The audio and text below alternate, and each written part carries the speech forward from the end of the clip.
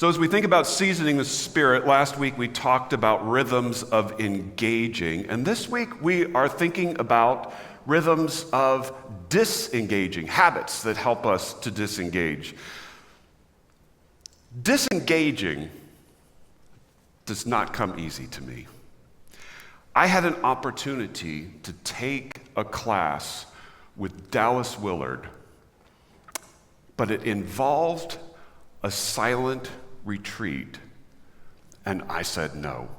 Now, Dallas Willard's name may not mean anything to you, but he means a lot to me. He's a philosopher, a theologian, and an author. Dallas Willard's writings have deeply influenced me, and in my doctoral program, I had an opportunity to take a class with Dallas Willard. It was going to be a 2-week seminar with a week of instruction, a second week of instruction, and in between, over the weekend, a 48-hour silent retreat.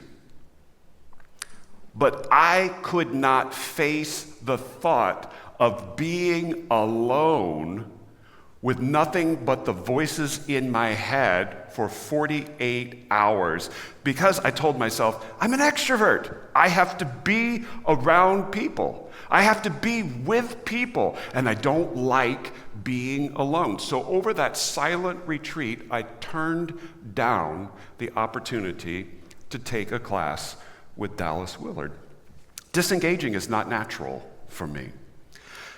And yet, as we think about seasoning the Spirit, my own experience with steak makes me take a step back from that thought and ask some new questions. Last week when we were talking about engaging, I told you a lot about images of cooking, and some of you asked me later, do you like to cook? Are you a good cook? Answer is no. I'm terrible. But I do like to grill occasionally. And one of the things that I love to grill is steak. And one of the things I've learned from grilling steak is that steak needs time to rest to be its best. If you're going to grill a steak, the best thing to do is ahead of time, let the steak come up to room temperature. And after you're done grilling and you're ready to take it off the grill, the steak needs 5 minutes to rest. It keeps cooking and the juices keep distributing throughout the steak. And if you want that steak to be its best, it's going to need 5 minutes to rest. And disengaging, if it's important in so many types of cooking, and it is, does it not stand to reason that some type of disengaging is important in our lives as well? Disengaging is when we pull back from normal life, from our routines, and from our distractions. We pull back from normal life, and that's when we begin to see that, wow, this normal life that we're living, it doesn't actually make sense. We pull back from our routines, and that's when we open up the space to have a special time with God. We pull back from distractions, and that's when we begin to hear the voice of God. Keeping Sabbath is one way that we can disengage, and we are actually going to look at the habit of keeping Sabbath today in some detail. But really what we're thinking about is disengaging, and disengaging is one of those ways that God seasons our spirits. Remember, we're saying this month that God is like a master chef, and we are like a set of ingredients. And God is taking us into his kitchen, and he is adding the seasoning of the Holy Spirit and the heat of life experiences. And in his hands, we can then become a master dish. Last week we said that engaging takes us into the master's kitchen, but this week we discover that, sometimes disengaging is a shortcut to the master's stove. As we think about Sabbath today, we discover that we disengage to rest. In Exodus chapter 16, verses 22 and 23, we read that God is providing for his people in order that something might happen. Let's look at those 2 verses again. We read, on the 6th day, they gathered, this is the people, twice as much bread, 2 omers each. And when all the leaders of the congregation came and told Moses, he said to them, this is what the Lord has commanded. Tomorrow is a day of solemn rest, a holy Sabbath to the Lord. Bake what you will bake and boil what you will boil, and all that is left over lay aside to be kept till the morning. Now see, in this passage, the children of Israel had recently been set free from slavery in Egypt. God is taking them through the wilderness, and in the wilderness, God is providing everything that they need. You see, God's providing them every evening quail. Quail come into camp so that they can find a source of food. And then the next morning, every morning, the ground is covered with a dew that dries into a sweet bread-like substance called manna that they pick up. But the truth of the matter is that's bread for them for the day, because in the 6 days of the week, if they keep that bread overnight, it rots overnight.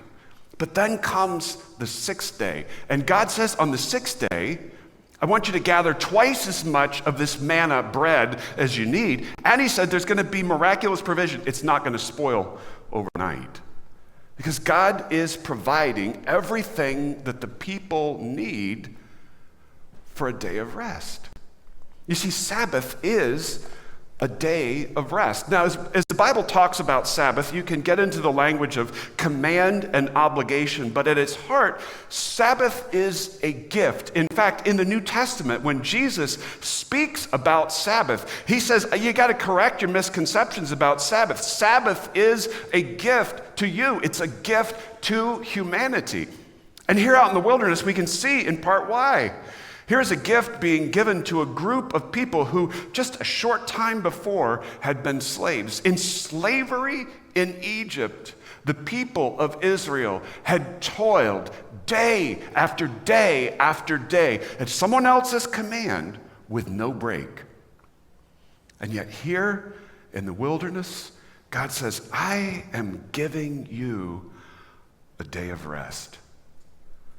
Can you imagine what that would have felt like after all those years to get a day of rest? That's what Sabbath is. It's a gift, and it's wonderful. I like to use my Sabbath on Sunday to get a really good nap. In fact, later this afternoon when we are done here, I am going to nap. And on Sundays, I don't set an alarm when I nap. I have slept on Sunday afternoons for 3 hours solid. I know some of you can't nap. That is not a problem that I have. I can fall asleep within 30 seconds anytime. Napping is the easy part. It's what happens when I wake up from the nap that's difficult. Because when I wake up from the nap, that desire, that need to work kicks in pretty quickly. Several times on Sunday afternoons, despite the fact that I'm thinking of it as my Sabbath, I get on my lawn tractor and start mowing. And I'll tell myself, I like mowing. I love sitting on the back of my lawn tractor. Mowing is relaxing to me. And the truth of the matter is that it is relaxing to me. But also the truth of the matter is that I'm not doing it because it's relaxing. I'm doing it because I didn't have a chance to get it done the rest of the week, and the grass is so tall that I'm going to have a problem if I don't get it done. What does that make it? It makes it work. It makes it work. And while we want to avoid legalism when it comes to our keeping of Sabbath, we also don't want to settle for excuses. Because Sabbath is an opportunity, an invitation to rest, and it is important to us. It's built into, it's baked into our very nature. We may find things like rest and Sabbath difficult, but it's fundamental to who we are. Way back in the beginning of the Old Testament, the Bible tells us that God created everything in 6 days, and then the Bible says, and God rested on the 7th. And then we read, well, God created us in his own image. We're created in the image of God, and that means that we're like him. We're like him in the fact that we get 6 days of work, and then it's time for a day of rest, a day for something else. In fact, that is the very justification that the 10 Commandments gives us. When the 10 Commandments command humanity, command people to rest on a Sabbath day, in Exodus chapter 20, verse 11, we read, why? Why? Because for in 6 days the Lord made heaven and earth, the sea and all that is in them, and rested on the 7th day. Therefore the Lord blessed the Sabbath day and made it holy.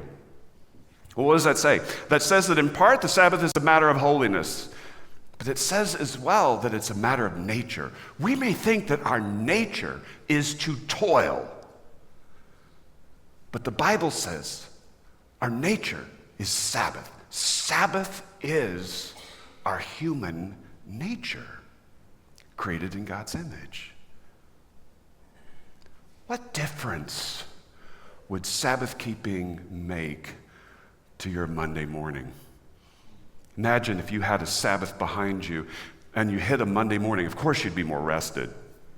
But it would change the nature of Monday morning as well, because if you're going to keep Sabbath at some point during the week, then it makes the other 6 days of the week different. You have to prepare for Sabbath for the other 6 days a week. But not only that, it makes our lives different, because it causes us to ask what is essential and what can go in our lives to create room for rest on Sabbath. But if we did, we would be much, much healthier. Much, much more human. And much, much more seasoned with the flavors of heaven. We disengage to rest. And we disengage to trust God. God was trying to teach the people of Israel to trust him. Just a short time before, he had set the people of Israel free from slavery in Egypt. And he did it miraculously. And then God broke the power of Egypt and of Pharaoh and destroyed the Egyptian armies. He brought the people of Israel into the wilderness where there was no water, and then provided them water from nothing.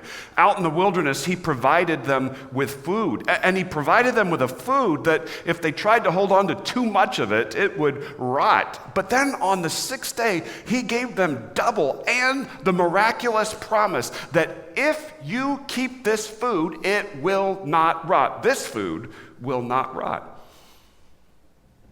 God was trying to season the spirits of the people of Israel and to teach them to trust him.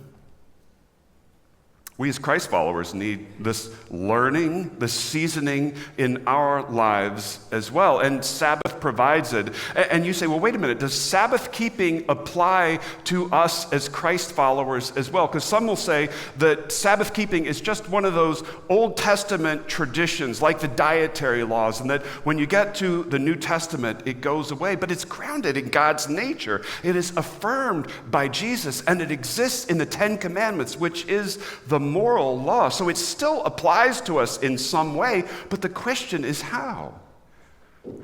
Well, how? Well, many Christians have moved Sabbath keeping from the 7th day to the 1st day to align with worship, because we gather for worship.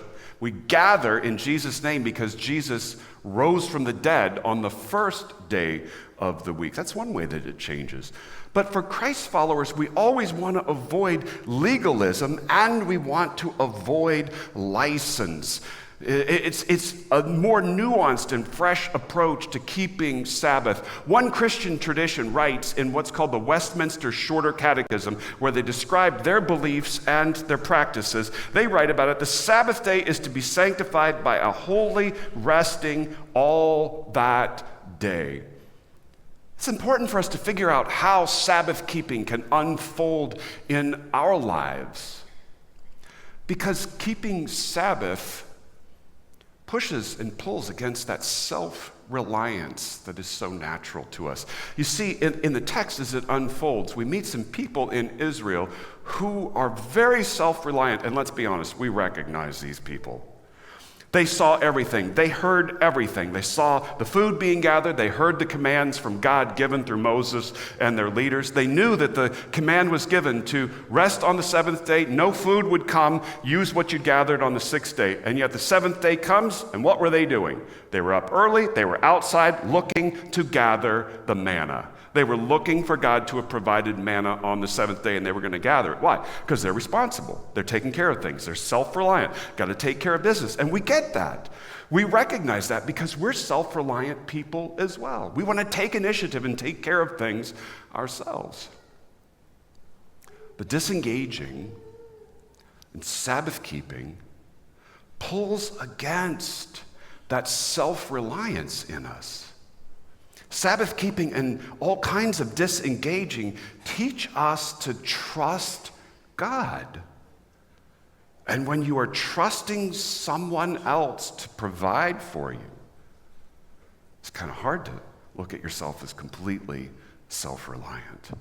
Disengaging pulls against our pride. And that means disengaging is really good for our souls. We disengage to trust God, and we disengage to hunger for God. You see God creating the space for people, his people, to hunger for him.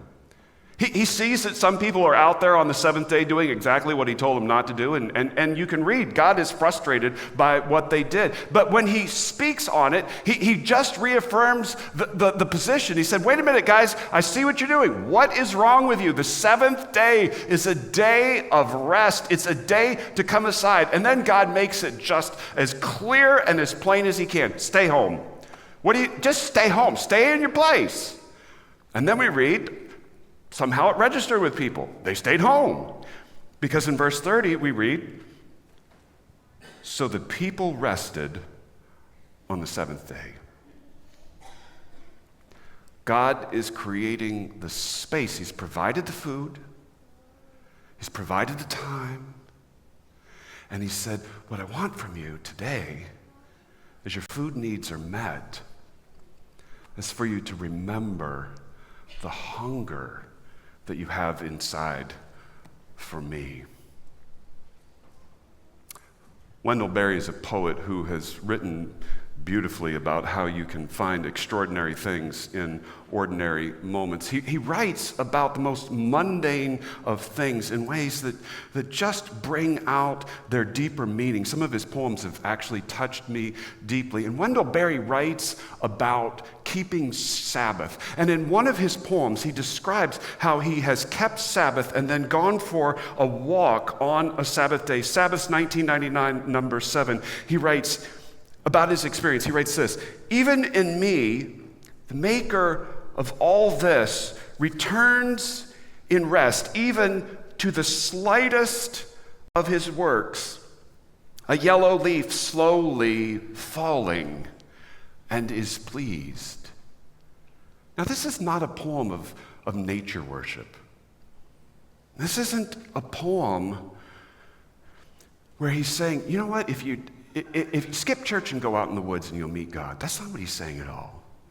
What he's saying is, as you keep Sabbath and you still your life, you begin to see in the simplest of things that God is there and that he's been there all along. And the alternative Wayne Muller talks about is that we get caught in what he calls a horrific wonderland. Warren Muller is Wayne Muller. It's too many poets, right? Warren Muller is not a Christ follower, but he writes about the way that biblical tradition interfaces with real life. And he says about all human beings, he says, we need these places that are like oases of holiness, things like Sabbath, because he says if we don't find these in our lives, then what we do is we get caught up in stuff, and it kind of shreds our souls. And he talks about the world out there, and he describes it. He wrote in the late 1990s, and his words are a little bit dated, okay? But if you can add in the layer of cell phones and social media and take out some of the 1990s stuff in this quote, you're going to see that what he's describing is absolutely true. He writes this, when we are in the world with our eyes wide open, the seductions are insatiable. Hundreds of channels of cable and satellite television. Phones with multiple lines and call waiting, begging us to talk to more than one person at a time. Mail, email, and overnight mail. Fax machines. Wow. Billboards, magazines, newspapers, radio. For those of us with children, there are endless soccer practices, baseball games, homework, laundry, house cleaning, errands. Every responsibility, every stimulus competes for our attention. Buy me, do me, watch me, try me, drink me. It is as if we have inadvertently stumbled into some horrific wonderland. Is that not a great quote? This world around us is a wonderland full of good things, full of things that call for our attention. But at the same time, it's horrific because it's a prison. And if we stay there too much, it shreds our souls. So disengaging in things like Sabbath becomes an opportunity not just to stop working, but to worship.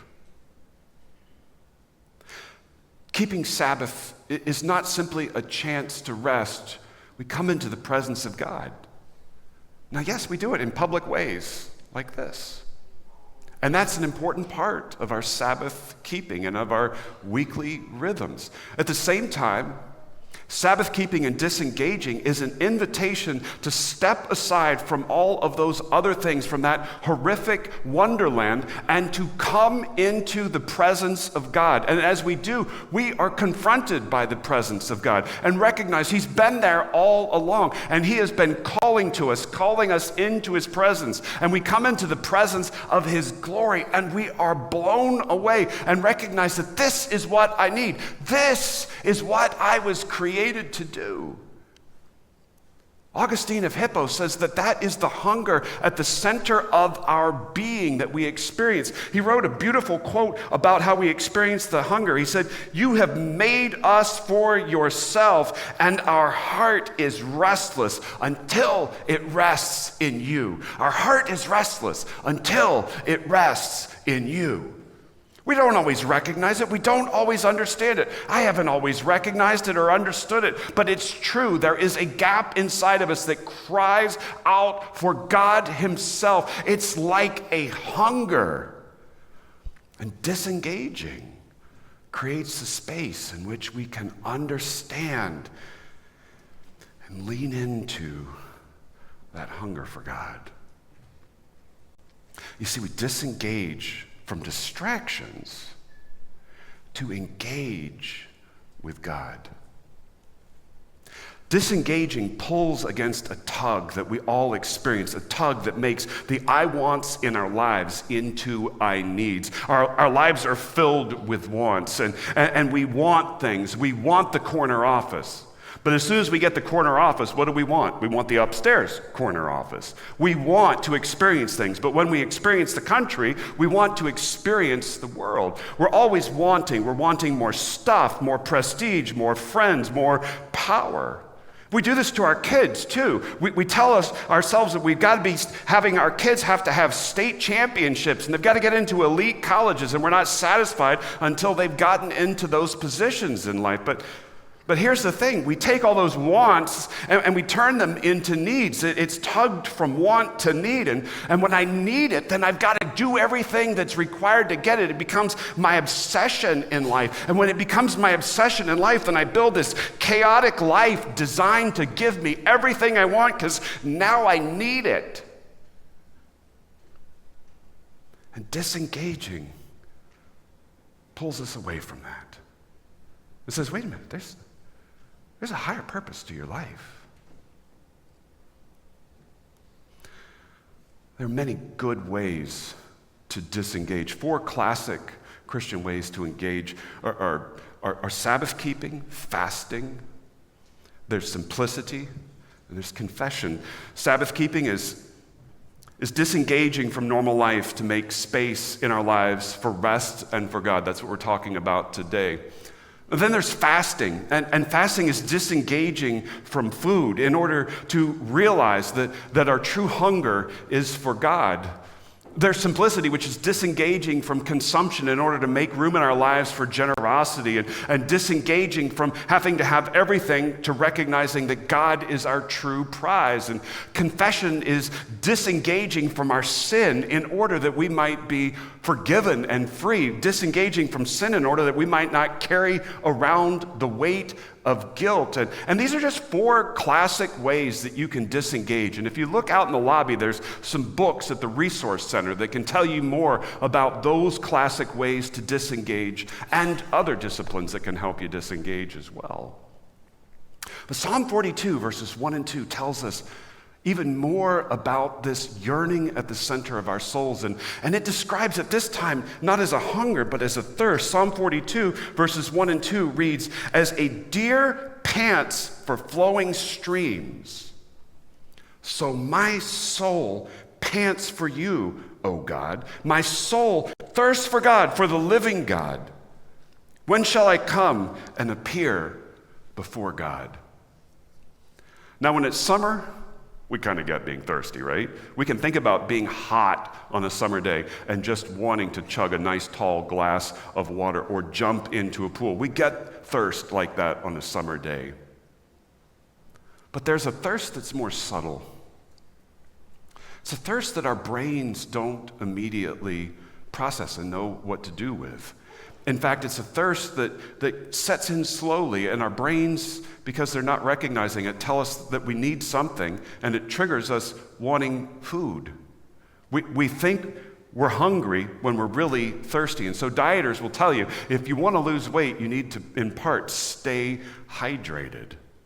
Because otherwise your brain's going to tell you that you're hungry. And there is something of that going on in our souls as well. We're thirsty for the presence of the living God, but our brains are tricked into telling us that we want something else. We want something more. We want more stuff. We want more power. We want more people. We want more entertainment. We want more excitement. And that's our brains mistaking the thirst inside of us, which is a longing for the presence and the person of God. And we disengage from all these other things in order that we might engage with God. We disengage through disciplines like Sabbath keeping and fasting and simplicity and confession, but the disengaging isn't the point. It has benefits in our lives on its own, but that's not the point. We disengage in order to create room so that the voice of God can speak to us.